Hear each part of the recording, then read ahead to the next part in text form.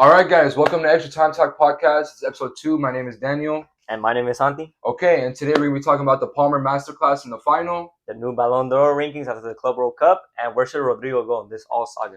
Exactly. Okay, so for the game against PSG,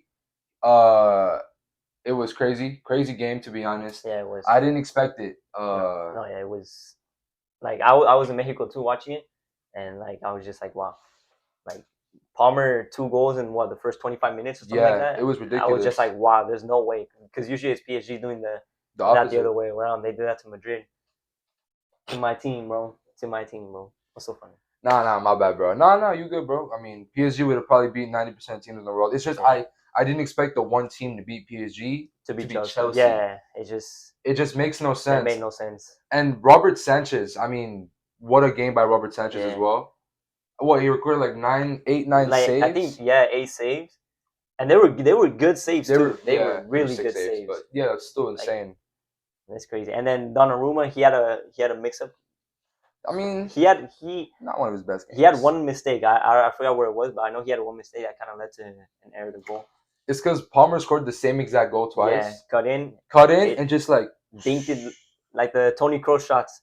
Passed it into the. It looked corner. More of like a pass than a shot, but it's just his technique is so good. Yeah. And I mean, Enzo Maresca as well. I mean, what a manager! I didn't expect this from Enzo Maresca. He's a very good manager. People don't look at him like as a good manager because Chelsea spent billions and billions of dollars, so they expect him to do this stuff. But you need to think about it. Like, you have all these players, all this money. It's kind of like it's like a success of having too much. Like, I don't know how to explain it, but and the way he implemented this new signings too, because Joao Pedro came in last 2 or 3 games. Yeah, I said he was a C rate. C ranking? Nah, you're crazy. I mean, hindsight obviously is gonna be wrong, but low-key, I didn't think he was gonna do that good. He was very impressive. Every single time, you would see him run through the left flank, just with the ball by himself, from the left flank. And there was always something that was always something that happens. He always start standing up and watch. Yeah, and a little Brazilian dance every time he scores a goal. Now this Chelsea team is dangerous. Like, it's actually really dangerous. But I mean, we expected it, bro. After you spend $2 billion, you're gonna get a good team. After you get a good manager, you get a good uniform, everyone's healthy. Yeah, this should be expected now that they have everything in place, and now that they don't have players such as Jackson, Kai Havertz, the banter when they were banter days.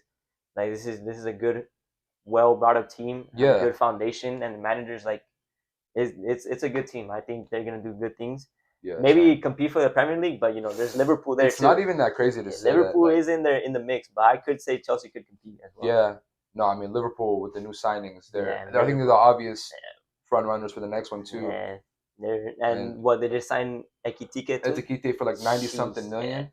Yeah, that team. Even though it's an overpay, it's still crazy. It's a crazy overpay, but what's not an overpay nowadays? I mean, but he's good. Ekitike is really good. But I don't know. I feel like they should have went for Isak. They should have spent an extra 50-60 million and we got Isak. But definitely, you know what's crazy? They're still linked to Isak after Ekitike. They're still linked to Isak? Isak. They're still linked to Isak, which is crazy. If they get Isak, Ekitike, and Wirtz in one window, that's just not fair. That's crazy. Plus, they have Salah. That's like Madrid. And then on the left side, Luis Diaz. Well, they're looking to ship him off. He's gonna go to Bayern probably. Yeah, but that's a different kind of greed though. That's Madrid greed with getting Bellingham, that's a super team, Mbappe. That's different type of greed. All right, so for the next one, I want to talk about Dembele's Ballon d'Or, right? So I'm saying Dembele's Ballon d'Or because before the World Cup final or the Club World Cup final, it was pretty obvious that Dembele was going to be the Ballon d'Or winner. And now that they lost the Club World Cup final, does it go to Raphinia? Does it go to Yamal? Does it maybe go to Palmer even? I don't know. It's just I've seen a lot of different opinions about this. What do you think, Saki? All right, Palmer definitely is not in the conversation. Yeah, he's not in the conversation. He had a run of form where he didn't even get a goal or an assist. Yeah, for 4 months. Yeah, and now we're going off recency bias off one tournament. Yeah. Where he only did good in the final. Well, he probably what else? I know he did good in other games, but his best game was the final. Yeah, which is amazing because you should, if you're a big player, you should be playing in big games. Yeah, but we're not gonna ignore the fact that he had a poor run of form in a certain amount of time. He somewhat contributed to the Conference League run because he was out of the squad from the first part of the year. And I mean, their fourth team. Yeah, and only winning the Conference League and the Club World Cup, I don't think it gives that much of a debate for Palmer to be in the Ballon d'Or talks. No, yeah, I fully agree. I feel like the only two people that should be in these talks, in my opinion, is Yamal and Dembele. Listen, I disagree. Raphinia, okay, bro. It's because you hate Yamal. You just always hate on Yamal, no matter what, bro. This is not a Yamal Ballon d'Or. Bro, it's not his year. Why not? Explain why not. Cause look, name me at least 2 bad games Yamal had this season, and I'll name you at least 2 Dembele had. Dembele, the first half of the season was not that good. He wasn't. Didn't show out as much, but it's how you finished. Yeah, agreed. That's why I think he's my winner. I put Dembele. Dembele is my winner. But people before the Champions League final, it was Yamal. Nah, I wouldn't say. I don't care. I think Yamal it was Raphinia. Never had it. Okay, it was Raphinia before it was. Oh my God! You know that's not true. That's not as true. You know that's not true. I think it's true. Raphinia is so overrated, bro. We're not starting. His end product is amazing. You see the GA that he had this season. Sure, but when you have Pedri and Yamal, you better record those GAs. You have Yamal on the right. Lewandowski didn't replicate those GA that Raphinia had. What are you talking about? Lewandowski was a Pichichi winner. Oh my! No, it was Mbappe. Mbappe won Pachichi. Right. Mbappe won Pachichi. Okay, but Lewa had how many goals did Lewa have last season? He had at least 30, bro. He had 30, but he had the goals and assists that Lewa getting 30 at 39 years old or something. It's cool, but I'm not praising Lewa. That was not good right now. Wait, check up his stats. He had 45 GA? 45 GA. That's 42 goals. That's impressive, yes. Yes, and that's all from Yamal and Pedri. Look at Raphinia. No, I agree. That's why I think he's overrated. Because the reason he always gets those goals and assists is because Yamal always passes him the ball. And Raphinia. Raphinia. Okay, I don't know if there's a stat out there somewhere, but Raphinia does not assist the ball to Yamal that much. No, he doesn't. So what's the point? But you're going off someone who... You put Liao in that position, he's doing the same thing. And what? Raphinha's? Yes. No, he's not doing CCGA. He's not. Why? He really isn't. Why? Because he's a Yamal type player. He's going to dribble and then he's going to create a play. Okay, then put Nico Williams. Nico Williams? Maybe, possibly, but you know what? Last year before this Barca crazy run, right? Last year, if I told you who's better, Liao or Raphinha, would have slapped me in the face. I would say Liao. 100%. 100%. But now things change. It doesn't matter about last year. But I'm saying this one season of Raphinha, because the only reason Raphinha is good is because Yamal's good, and that's facts. If Yamal was horrible, Raphinha would be horrible. Okay, but if Raphinha was horrible, from the start of the season, Raphinha started off with great form. The hat trick against Bayern. Yamal did not start with great form though. He started progressing over the season. Okay, but over the end of the season, he started becoming this greater player. And he was still good at the beginning too. No, he was good, but he wasn't as good as Raphinha was, which is why Raphinha stands out from Ballon d'Or win. Okay, so because I'm gonna be honest, look. Yeah, go ahead. At the end of the year, yes, I'll admit Yamal looked like a way better player and a more exciting player, and he created more than Raphinha did by the end of the season. Yeah. But from the beginning to let's say February, I would say that was all Raphinha. Plus, when Yamal started shining out too, Raphinha also had more end product, and Raphinha was also showing out as well, which is why I think Raphinha could be in the top 2. I see what you mean. I don't think it should be top 2. I think it should be 3rd. I think he should be 3rd. Salah should be 4th. Hakimi should. I think Hakimi has it. Yeah, Hakimi low key. Hakimi. If he's podium, I wouldn't really be that. Yeah, I wouldn't. What he had 30 he won GA, everything. 30 GA as a fullback. He had more. He had more. That's crazy. 30 GA, and you won a quadruple. No, he had 25 GA, or right, yeah, 25 That's GA. Insane. And he won every single trophy. And he scored in every, or he contributed in every big match. Yeah. No, Hakimi has a really good. I want to go back to Yamal, bro. Oh my God. Now hold on, because you listen. I'm telling you right now, Yamal was more consistent than Raphinha. Yeah, Yamal was more consistent than Raphinha. Yeah, he had more consistency. Yeah, 100%. That's why I give the Ballon d'Or to Yamal. Because me personally, I don't look at GA when I look at a player. Okay. You can realize why. Some of my favorite players, Liao, Kvara, these players, I don't like looking at GA. I like looking at what they produce. Yeah. If that makes sense. Yeah. So for me, Lamine Yamal, when I watch him play, I think that's the best player in the world. Mm-hmm. Dembele is fantastic. Raphinha is fantastic. They're not the best players in the world. They're not. You're just not. There's no way. There's no you're going to look me straight in the face and be like, Raphinha is the best player in the world. When you have Mbappe on your team, who's better than him? You know why? Because Dembele is the best player in the world. He's not. He's really not, though. He's really not. All right, but do we have Dembele still winning Ballon d'Or even after the Club World Cup? Yeah. I think I'm like these are my. I'll give you my top 5 right now. All right, go ahead. I'll give you. All right, top 5 Ballon d'Or rankings. Go ahead. Top 5 Ballon d'Or rankings. All right. 5 is either between Vitinha or Hakimi. I'm gonna give my 5 to Hakimi. Yeah, I might as well give my 5 to Hakimi. I think he produced more in big games, had an end product, and like he's the best fullback in the world. Facts. I think he's the best fullback in the world. Yeah, I agree. 5th, I'm going Hakimi. 4th, I'm gonna go Salah. Agreed. 3rd, I'm gonna go Yamal. 2nd, Raphinia, and 1st, Dembele. Okay. Dembele to win the Ballon d'Or. Okay, that's not bad, but mine's better. So I'm gonna go 5th. Loki, nah, I'm gonna go 5th Salah. Okay. I'm gonna go 5th Salah because I feel like the 4th Hakimi won more trophies, did better in bigger matches. Like Salah against PSG was the biggest ghost ever. Nuno Mendes clamped him up. And I feel like even on the other side, Hakimi would have clamped him up too. Yeah. So I think Hakimi's 4. I can understand that. Yeah. Rafinha's 3. I don't care, bro. Dembele's 2 and Yamal's 1. All right, bro. Bro, it's not even that crazy. When you look at someone play, when I look at someone play, and I'm like, that's like okay. As I promise, like, and even it's been a weird these past few months, and knowing now. Let's say your son, right? You get a son, right? I get a son. He's grows up to be a Barca fan. Okay. But you're probably not gonna like that. But would you rather your son grow up to watch someone like Dembele or someone like Yamal? When you look at a player, are you like, oh, I want my son to be like this. I want my son to play like this. I want my son to play like Piojo Alvarado. What? Bro, what are you talking about, man? Chivas. Oh my god, bro. Nah, I'm just kidding. I'd rather him play like Yamal because I'll be honest with you, he's a more exciting player.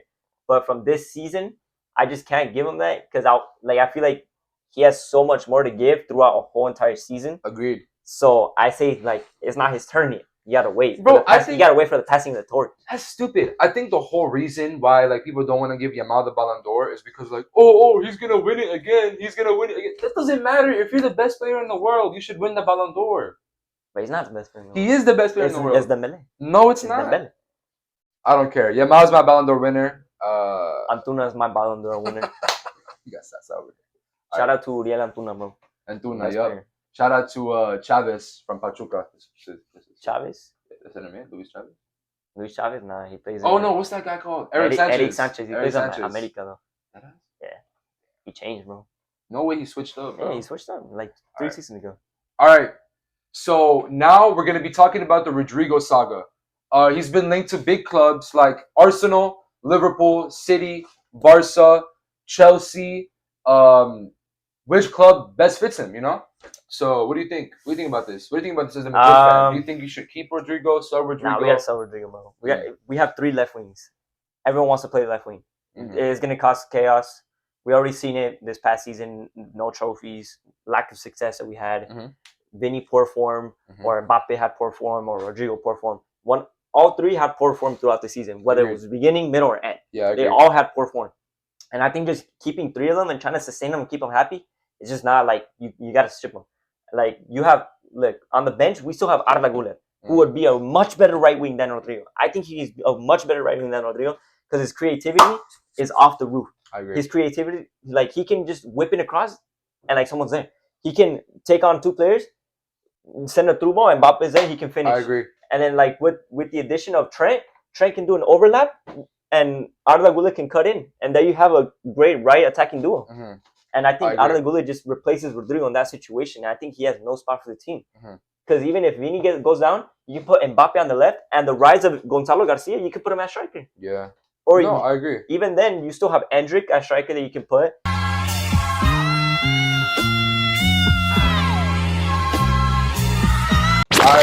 Video cut out. But yeah, so we're just talking about how Rodrygo was just not a good fit for Madrid anymore, and how Arda's going to replace him. And you can go ahead and continue talking about that. Yeah, I mean, I don't think he has a spot in the team no more because we have 3 left wingers. Mm-hmm. You know, Mbappe and Vini both want to be the stars, and then I think Rodrygo is just in their shadow, and he wants to be a star as well. Mm-hmm. So I think he has to go. He has to go, blood. He has to go, blood. He has to go. He has to go, blood. He has to go, blood. And yeah, I think cash him out, get some money off him, get some transfer value. links were what Arsenal, Liverpool, Chelsea, and what PSG, even Barca. Yeah, I rule out all those. I think I'm gonna go with best fit for Rodrygo. I'm gonna go with Liverpool, maybe Arsenal, but I think Liverpool will be the best fit for me, his best fit, like if you're talking about he wants to go to win trophies, it'll be Liverpool. But for me, if he wants to be a star player, he has to go to Arsenal. I mean, if he goes to Arsenal, he has Gyökeres, Declan Rice, Saka, a really solid team around him, and in my opinion, he'll be the best player in that team as well. So yeah, I think he has the potential to be the best player. Exactly. Because right now it's Saka, but because I feel like Rodrygo, what he wants to build a legacy with the team. I feel like he has that with Madrid. Don't get me wrong. He has a good legacy with Madrid. The 2 goals versus Man City that he had. He was amazing. Yeah. You know, but I'm saying for me, I think he wants to be like a club legend or like a you know what I mean? Yeah. And I feel like he could definitely achieve that at Arsenal. He could achieve that at Arsenal. I don't think he will at Liverpool. Because Arsenal, realistically, it's easier being Arsenal's best player than Liverpool's best player. And I feel like Rodrygo wants to be like that star in the team because he couldn't with Vinny, Mbappe, Bellingham, even Kroos, Modric. He couldn't, right? But now with Arsenal, I feel like it's easier for him to kind of be the star player. Yeah. I mean, I think, he's won like a lot of trophies already. So, I mean, I think it's time for him. It's time for, 2 Champions League, La Liga titles, and all that good stuff.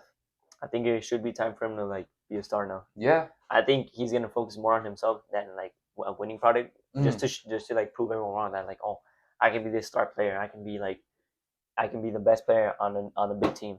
I cannot be under someone's shadow like at Madrid or something like that. He's one of the only players nowadays in soccer where that like he actually wants to play to win trophies. Like he wants to play to cement a legacy. He doesn't want to play for the money. Yeah. No, obviously, money does play a factor. 100%. But I'm saying like compared to other players that left for Saudi or something that only care about the money, which I'm not blaming them. I would do the same thing. I would go for the money too. But I'm saying Rodrygo, I feel like he's one of the only players nowadays that actually cares about the trophies, the legacy, and I feel like trophies and Arsenal don't mix, but I mean they're bound to win one, So I feel like with Arsenal he'll be a really good fit. Yeah, now I think like Gyökeres and them too. Yeah, he's been linked with Barca as well. Yeah, but I don't think it's gonna happen because they just got Rashford. And they're not affording Rodrygo right now. Bro. They won the La Liga, but they're still paying off their debt. Exactly. So I don't think that's gonna happen. Yeah. City. They have what? Marmoush. On the left, they have Doku. No, yeah, you're right. Doku. But no, I feel like Doku is perfect for City. Not because he's better than Rodrygo. He just fits the system better. Yeah. I feel like Doku fits. This is gonna sound crazy. For City, you'd rather have Doku than Rodrygo. For City, you'd rather have Doku than Rodrygo. I mean, what? Bro, what are you talking about, man? If you can maybe play him on the right, but even then, who do you have on the right now? Bernardo Silva? Savinho. Again, Bernardo amazing. Silva. Yeah. And you still have Bernardo Silva that can play on right. Exactly. Phil Foden on the right, on the left, and 10. You can play all of them. Yeah, but I don't think he'll fit City. I don't think he'll fit City at all. Especially because City have so much depth in the attacking spots. They need folks more on like right back and center. Yeah. Not attacking. You talk about Chelsea? No. Chelsea? If Chelsea get Rodrygo, bro, like they gotta be stopped, bro. Like they're signing too many players. Yeah.